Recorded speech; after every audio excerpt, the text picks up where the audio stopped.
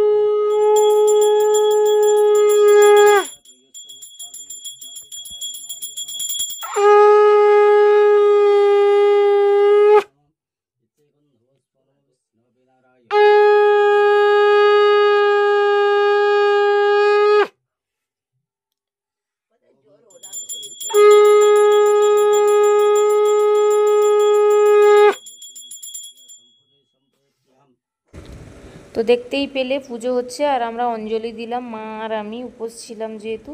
আর কি বলতো, সেভাবে শেয়ার করা হয়নি, একা দেরিও হয়ে গেছে, সেজন্য যতটুকু শেয়ার করেছি। আমি এক হাতে শাঁখ বাজাচ্ছিলাম, এক হাতে ক্যামেরাটা ধরে ভিডিও করছিলাম। তো যাই হোক, পুজো শেষ হয়ে গেছে।